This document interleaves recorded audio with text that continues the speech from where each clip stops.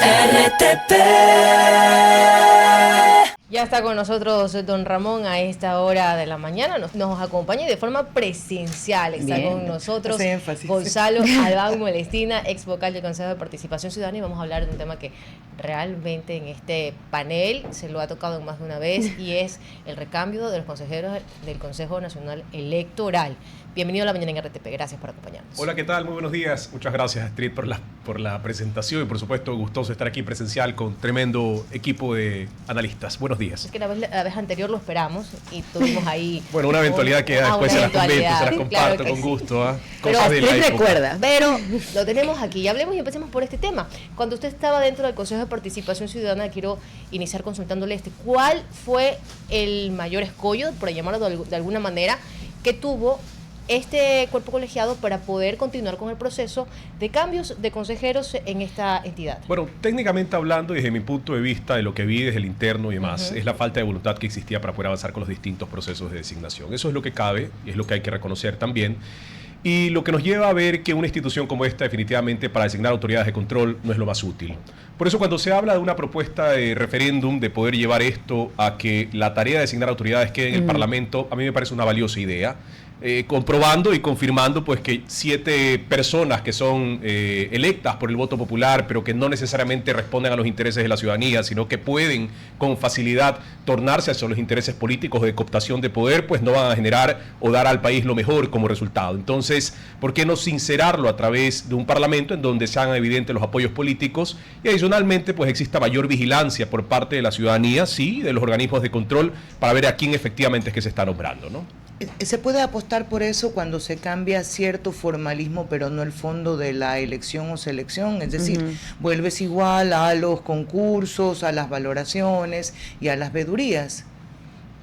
Es interesante algo ahí, María Fernanda, y es volver un poco hacia atrás. Hacia atrás me refiero antes de Montecristi, antes de la Constitución de Montecristi, cuando este organismo no existía, cuando este experimento no existía. Y en esto vemos procesos de los que se cuestionaba lo mismo, de que se hablaba sobre la politización de la determinación de autoridades de control en vista de que esto quedaba como tarea del Parlamento. Pero aprendamos de ello y aprendamos de lo que se ha vivido a lo largo de todo este tiempo también dentro del Consejo de Participación Ciudadana y corrijamos dichos errores. Entonces, dicha propuesta de referéndum podría perfeccionarse, sí, por ejemplo, en el sentido de que la designación no quede única y exclusivamente a un voto de una mayoría absoluta, es decir, la mitad más uno, sino que pueda darse a través de una mayoría calificada, es decir, que al menos 2/3 partes del Parlamento se pongan de acuerdo para poder designar a una autoridad, lo que nos lleva ¿a qué? A que exista un acuerdo entre los actores políticos para poder designar a alguien.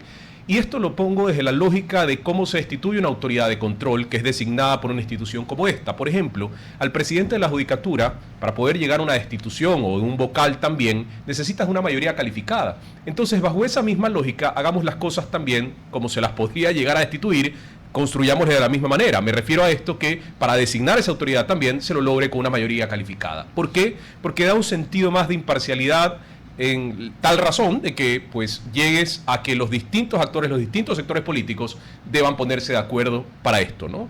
Ya, ¿por qué debería mostrar eso, imparcialidad, cuando es muy compleja incluso la distribución de la propia asamblea? O todo lo contrario, pudiera ser eventualmente un riesgo si llegas a tener una mayoría, como ocurrió en el año 2014, 2013. Mira, hay ciertos mecanismos que hasta el 2014, por ejemplo, no existían, y era la determinación de los escaños también en el Parlamento.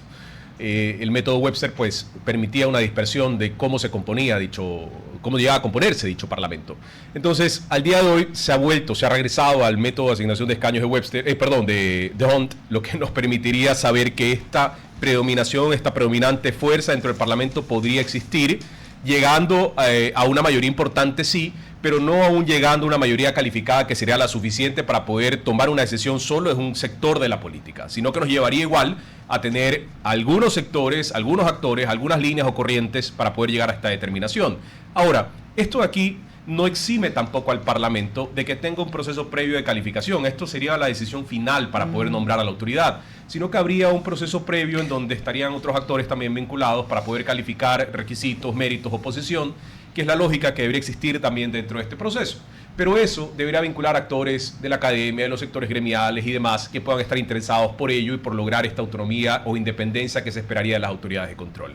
No significa que vaya a corregirse el problema de raíz, pero al menos es una forma de transparentar los apoyos políticos que estos actores tendrían al momento de ser designados. Me quedo con eso, no sé qué tanto va a generar realmente la confianza en que se van a Yo colocar. le pregunto algo, aprovecho su comentario para preguntar. Deje ¿Usted que termine confía? ¿Cómo no? por favor. Adelante. Sí. ¿Por qué decía que me quedo con esto? Porque es interesante ver, claro, ya no vamos a tener a un cuerpo colegiado que se dice o se promulga que tiene que ser apartidista, ni siquiera político, sino apartidista, Correcto. eligiendo autoridades que son de las más de 100 que tienen que seleccionar, 7 son las más importantes del país. Se lo va a trasladar nuevamente al Parlamento, donde claramente hay bancadas definidas. Ahora, yo no sé qué tanto va a ser esto en función de cuántos de estas ahora elecciones que se van a dar en el Parlamento van a contar realmente con la ética suficiente, van a ser los procesos realmente llevados con celeridad y también prolijidad, además de buscar a gente proba. Yo le pregunto aquí algo a usted y adicionalmente a este foro, que sin duda, pues, desde el intelecto que poseen, pues sabremos analizar esto de mejor manera y no únicamente a mi opinión. Pero, ¿usted confía en lo que ha hecho el Consejo de Participación Ciudadana desde su existencia? No. Ok. ¿Y el resto de contertulios creería que es esta posición la que ha manejado el Consejo de Participación Ciudadana suficiente para poder mantener la independencia de las autoridades? ¿O preferirían que desde el Parlamento, en una posición sincera, se transparenten los apoyos políticos que podrían tener los distintos actores que llegan a ser autoridades de control? Se los pregunto como medio de debate. Sí, sin duda alguna soluciona una parte de lo que nos hemos venido señalando o quejando tal vez durante el tiempo de vida de este Consejo de Participación Ciudadana, pero no soluciona la otra, que es la calidad de autoridades. Eso yo comparto con usted, definitivamente. Pero ahí hay un gran problema también que debemos considerar y que esto tenemos que analizarlo a fondo también. ¿Por qué? Porque no es un problema que se logra solucionar con el traslado de la función al Parlamento, sino que debe venir acompañado de otras estrategias también. Por ejemplo, ¿cuántos interesados que han participado en los concursos de méritos y oposición reúnen las cualidades suficientes?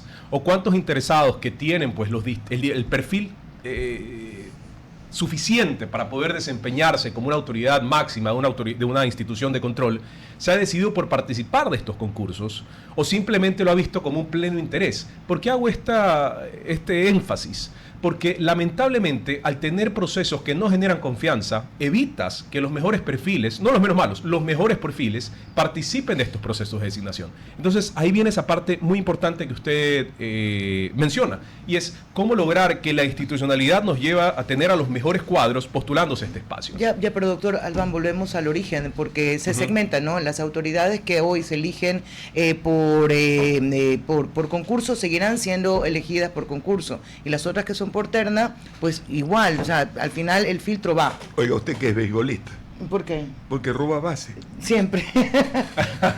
Le toca No la vi, pregunta, pues, por estaba del favor. lado izquierdo del rango. No. Ahora, a mí me dejan sin palabras para poder pero replicar a lo de Maffer, pero Pero que termine Pamela. con la pregunta de Maffer y yo puedo ir después sin No, problema. siga y después él contesta Ok. en doble el tema.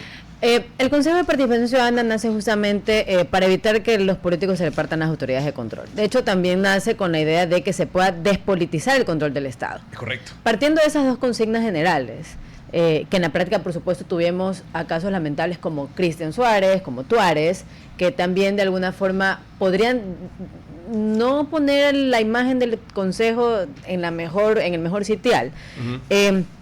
Y además hoy tiene pendiente distintos concursos, autoridades, por ejemplo, el CNE, tenemos un defensor del pueblo prorrogado ya no sé cuánto tiempo. Entonces todo esto abona a una mala imagen del Consejo de Participación Ciudadana. Y por supuesto que esto suena mejor a entonces qué pasa a la Asamblea Nacional. Pero le pregunto, si el CPCCS terminó justamente politizado, es decir, esa consigna inicial completamente desbancada, ¿qué nos asegura, por ejemplo, que la Asamblea, con un largo historial de reacomodo de lealtades, y en donde también se juegan el control político y el control del poder, y que no pueden ni siquiera sostener las propias lealtades en sus propias bancadas? Por ejemplo, vemos el caso del transfugismo de Ferdinand Álvarez, por ejemplo. ¿De qué forma podemos asegurar que esos transfugismos no jueguen en la lógica de selección de autoridades de control? Mira, Si bien el instrumento puede ser un alivio, yo coincido con Astrid, sistémicamente puede llegar a ser lo mismo y hasta peor. Ahí yo tiene- coincido con ustedes. Parta primero con una respuesta y la otra, la que le dejé en la boca. Bueno, es una respuesta general también al comentario de las dos. Y yo coincido con ustedes en el sentido de que no es la respuesta total o la solución total al problema. Eso definitivamente está claro. Pero no deja de ser una forma, repito, o un mecanismo para transparentar cuáles son los apoyos que están detrás de las autoridades y no hacerlos de manera tal que existan autoridades designadas con apoyos que estén por debajo de la mesa o que no sean evidentes o que no sepamos quién está detrás de quién, lo cual nos lleva también a perder más confianza en una institución como esta. Ojo, y yo quiero hacer aquí una diferenciación valedera. El Consejo de Participación Ciudadana tiene dos tareas importantes, entre estas la más controversial, que es la de designar autoridades de control, Esa es la que ha llevado a una institución como esta a una pérdida de confianza tal que los ciudadanos no sepamos de si efectivamente las autoridades son las mejores al momento de ser nombradas. Pero tiene otra tarea importante en donde podría concentrarse si esta tarea se retira. Tareas como, o funciones como, la de potenciar la organización de la sociedad civil a través de asambleas ciudadanas y otros mecanismos de participación más, que son valiosos, que a lo mejor aquí pensamos que pueden resultar en una utopía, pero no, funcionan porque dan lugar a la participación en la construcción de política pública, de presupuestos participativos y de otros mecanismos más que al fin y al cabo son parte de la democracia participativa. Por eso también lo hacen los GATS. Sí, pero debe venir acompañado de una institución como esta. Al fin y al cabo, y lo digo por experiencia, tuve la oportunidad en algún momento de formar un observatorio de políticas públicas, por ejemplo. Y el apoyo del Consejo en su momento, antes de esta administración, y porque fue antes de que sea consejero que llevé esta tarea, que hicimos esto con un grupo de intelectuales también, de académicos también de este país, y notamos que no había un apoyo pleno a esto, no un apoyo técnico me refiero. Entonces sí hay una función que podría fortalecerse, que podría hacerse de mejor manera. No digo que al momento pues no hayan ciertos profesionales al interno que lo hagan bien, porque hay profesionales valiosos al interno de la institución, pero que podría conectarse con esta importante tarea de poder potenciar estos aspectos que no se han hecho durante este tiempo en el Consejo de Participación, si es que esta tarea controversial y polémica de designar autoridades pues termina yéndose hacia la Asamblea. Le toca a Nino, por fin. Por darle muchas alas a las damas. Ay, Dios mío, tengo la vibración. Aquí tengo dos a la izquierda, a mi izquierda. Ramón, yo me voy a permitir decirle algo. Dígame. Ecuavisa, Expreso y RTP son los medios que consumo todos los días, y lo digo de esa manera y me permito aquí hacer una apreciación, porque aquí se habla desde la crítica, desde el intelecto, desde las ideas. Creo que incluso yo siendo radioescucha aprendo lo que ustedes discuten, así que para mí es un entorno valioso y qué bueno poder escuchar las preguntas de todos. Vale, no, yo iba a un vacilón a mis compañeras, no me quite, no se me ponga tan Déjeme dárselo yo a su equipo. Usted es académico. Yo lo que hago es este programa y tengo aquí esa vibración que no habla porque ninguna habla, pero están, por ejemplo, Pamela está ahí con furia de jaguares. Yo les pregunto a ustedes, y antes de pasar con Nino, quizá, ¿qué sugerencias tienen para poder mejorar la designación de autoridades? Usted es el entrevistado, después nos entrevistamos nosotros mismos. Adelante. No creo que nos conocíamos con el invitado, don Ramón, es la primera vez. No, mentira, doctor. Pero esta es una discusión que alguna vez tuvimos en un espacio con el doctor, con César, y yo regreso a una pregunta más básica. Es el choque entre dos sistemas, entre tres si se quiere, pero los más recientes dos. Un sistema político y un sistema bautizado como apolítico.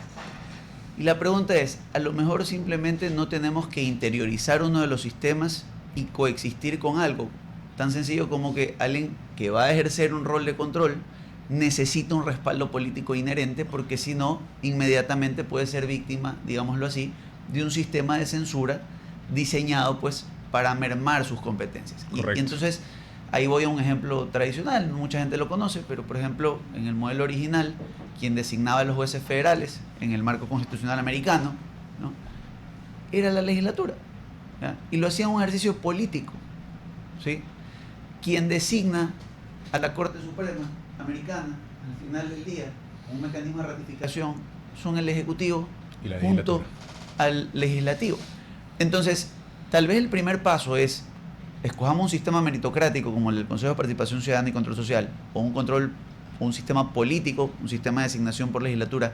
Tal vez el primer paso, Gonzalo, ¿no te parece que es que el país interiorice cuál es su sistema y que entienda sus fortalezas, sus debilidades, y que también sepa sancionar a aquellos que desde la política, por ejemplo, traicionan un plan de trabajo, una dinámica? Por ejemplo, si mañana es escogido, vamos a decirlo así, un contralor por una tendencia mayoritariamente de izquierda y resulta ser que tiene una tendencia de auditoría hacia la austeridad, a lo mejor pues ha traicionado los ideales de quien lo llevaron o de quienes lo llevaron a ese rol de control. ¿Qué opinas tú sobre eso? Es interesante analizar la madurez institucional a la que puedes referirte en casos como el de Estados Unidos y otros sistemas más.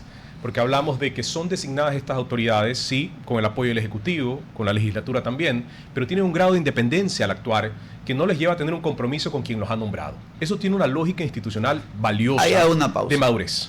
Marbury versus Madison, el caso más famoso en la historia de la Corte Suprema Americana. De los grandes problemas es que al juez Marshall, al que le tocó resolver ese caso, era precisamente la persona que giró los nombramientos que no se asignaron y por los que el señor Marbury presentó la demanda. Y sin embargo es el caso madre del control constitucional americano. Por ejemplo. Entonces, ahí viene la pregunta. Siempre hay la fricción política en el control. Ok, es la última ahora, pregunta, así que ciérrela ahí. Vamos a un análisis ya más a nuestro entorno y a nuestro ruego sistema. lo más breve posible porque estoy sobre Ok, sí, mira, no deja de ser esto una forma de poder corregir la problemática. Comparto las conclusiones de todos en el sentido de que no es la solución total, pero no deja de ser una vía para explorar cambios importantes en donde sí, comparto, debemos interiorizar en cuáles son los problemas que vive el país en materia de designación de autoridades de control, pero sincerarlo desde el apoyo político, desde el respaldo político, y que exista respaldo político, termina siendo una ventaja en el sentido de que puedas pues mantener a esta autoridad a lo largo del tiempo y no esté sujeta a una censura indebida que impida que su trabajo se cumpla a lo largo del tiempo. Entonces, sincerarlas, sí, transparentarlas es lo que cabe, y que no sea algo que sí, se sabe que existe, pero que no se lo puede medir o no se lo puede controlar o no queda a conocimiento de la ciudadanía para poder generar mayor transparencia, independencia y conocimiento de causa, ¿no? Entonces, creo que por ahí viene el análisis del tema. No es una solución total, pero al menos para el momento termina siendo una vía que alivia un poco lo que está pasando. Ahora, solo para concluir esta idea, don Ramón, creería que una enmienda constitucional tratada desde el Parlamento pudo haber dado más lugar al debate. En 2 debates pudo haberse resuelto también. Creo que la vía era la vía más apropiada. Aún esto no ha salido a referéndum, a lo mejor puede ser esta una opción también, pero no deja de ser un espacio, repito, en el que podamos corregir, al menos de cierta manera, lo que ha venido arrastrando a lo largo del tiempo más fracasos que resultados. Vamos al corte comercial y enseguida volvemos. RTP